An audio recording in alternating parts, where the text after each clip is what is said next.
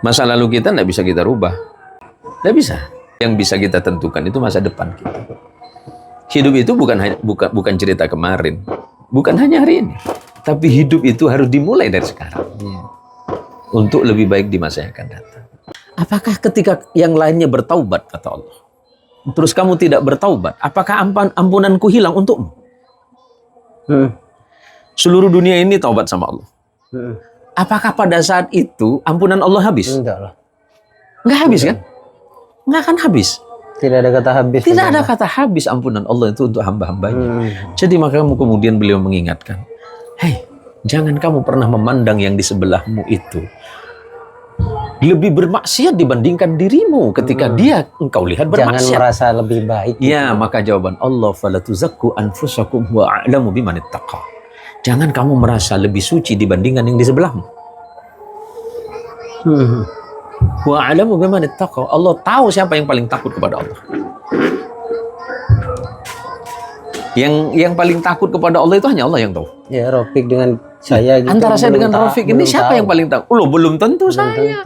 Jangan lebih sayang dia. Iya, jangan ketika Allah astagfirullah. Pak Rafiq ngaji, ya Allah astagfirullah. Iya betul. Ya pada saat itu saya sombong nggak? Sombong dong. Sombong kepada Allah. Makanya bab ini dirahasiakan. Iya. Allah. Yang Allah pandang itu bukan ini saya. Tapi ininya Rafiq. Jangan ada sebuah risalah begini, Kiai. Benar nggak, Kiai? Sebaik-baik manusia itu bukan manusia yang tidak pernah bikin salah, tapi manusia yang mau mengakui kalau dia pernah bikin salah. Yang hebat dalam pengampunan itu kan Allah. Saya bermaksiat kepada Allah setiap waktu. Kemudian saya bertaubat kepada Allah, mengakui kesalahan. Iya. Itu baik.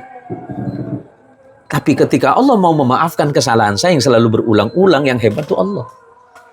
Karena mau mengampuni kesalahan saya yang selalu saya ulang. Iya. Kita kan dipertemukan Ramadan terus nih. Karena Allah menghendaki kita itu taubat sama Allah. Bulan kemarin kan kita belum tentu sempat taubat. Belum tentu. Maka karena Allah sayang sama kita, kemudian Allah kirimkan Ramadan. Biar kalian taubat. Sesungguhnya Allah sangat menyayangi, mencintai kita semuanya. Kalau Allah nggak menyayangi kita dan tidak mencintai kita, Allah tidak akan berikan kesempatan kita taubat di Ramadan kali ini. Ramadan kita kan udah pergi nih. Iya. Beberapa jam yang lalu. Tapi ingat, ampunan Allah tidak akan hilang. Apakah karena Ramadan itu berlalu kemudian ampunan Allah selesai? Enggak. Iya. Wallahi tidak. Tidak begitu. Mungkin sederhananya begini, kawan. Tobat itu kata Imam Nawawi dibagi menjadi 3 perkara. Yang pertama, ketahui kesalahanmu yang mana. Imam Nawawi. Kemudian yang kedua, sesali bahwa sudah melakukan keburukan itu. Berarti harus menyesal berarti ya. Yang ketiga, berjanji untuk tidak mengulanginya lagi. Di sini taubat dan nasuhan. Ternyata sederhana loh taubat itu. Iya. Iya. Ada kemudian orang termasuk saya kan selalu merasa gelisah, merasa khawatir. Ya Allah, jangan-jangan Allah nggak ngampunin saya. Kekhawatiran ini menjadi penting. Iya. Kenapa itu menjadi penting? Karena untuk menjadikan kita lebih bersungguh-sungguh. Ya, jadi kekhawatiran itu menurut saya maknanya baik. Kekhawatiran itu agar kita ini semakin bersungguh-sungguh. Ingatlah bahwa kita ini punya harapan kepada Allah. Harapan itu di dalam bahasa agama disebut dengan roja. Roja itu kata ulama, ar-raja awsa'u minal khauf. Harapan kita nih lebih luas dibandingkan rasa takut kita. Harapan kita kan lebih besar dibandingkan rasa takut. Pasti. Kalau saya takut kepada Allah, ya. Walaupun kemudian saya bermaksiat lagi kepada Allah. Tapi ketika saya kembali lagi kepada Allah, inabah, dan kemudian taubat, bersungguh-sungguh kepada Allah, maka sesungguhnya saya punya harapan satu-satunya hanya kepada Allah. Iya. Roja itu. Roja itu harapan besar. Kalau saya nggak punya harapan besar kepada Allah, saya nggak sholat. Kalau saya nggak punya harapan besar kepada Allah, tentu saya tidak zikir. Kalau saya nggak punya harapan besar kepada Allah, saya nggak taubat. Jadi semua itu bentuk pengharapan. Bentuk pengharapan besar kita kepada Allah. Karena saya percaya bahwa kesalahan saya ini tidak lebih besar dibandingkan ampunan Allah. Kalau bicara maksiat, 1, 2, 3, 4, 5. 6 orang. Kan cuma ini yang belum bermaksiat kepada Allah. 7 orang, 7 sama ini. Kan ini yang belum bermaksiat. Kalau seandainya Allah buka maksiat kita masing-masing, sayalah paling buruk. Karena nanti yang akan dituntut pertama kali adalah pemimpin. Ya, iya. Cuma saya beruntungnya begini, Allah itu masih menutupi aib saya. Iya. Saya ini masih beruntung. Sangat-sangat beruntung ketika Allah masih menutup aib saya gitu. Ini live ya? Enggak. Oh, belum? Enggak live, rekam video aja. Oh, rekam video. Ini teman-teman semuanya ya yang di channel Gus Baraja ini. Kita ini kan hanya lagi apa ya?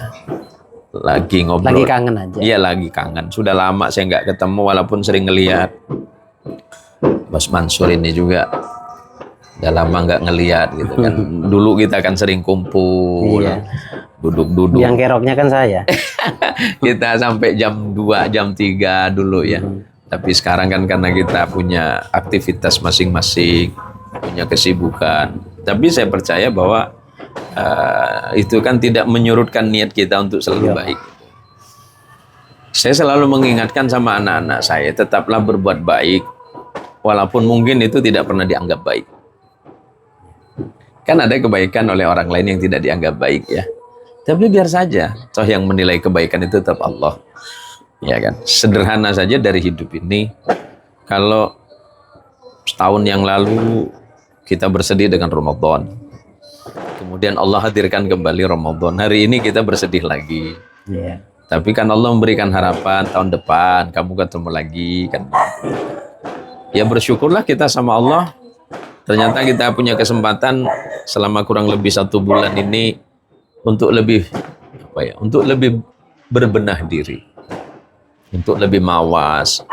Ya berharap saja kepada Allah. Minta saja sama Allah. Mudah-mudahan kita tidak kembali lagi ke perkara yang tidak baik. Yang bisa nolong kita cuma Allah. Ya. Artinya ketika mengawali hidup dengan bismillah itu. Sebenarnya kan kata bismillahirrahmanirrahim itu. Kan harapan besar bahwa kita selalu bersama Allah. Dan Allah bersama kita.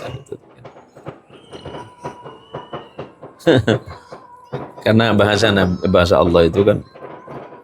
Allah itu selalu bersama kalian dimanapun kalian berada. Ada sebuah cerita tuh kayaknya. Bahwa ada seorang hamba. Tiap malam merengek menangis terus ke Allah. Terus malaikat turun.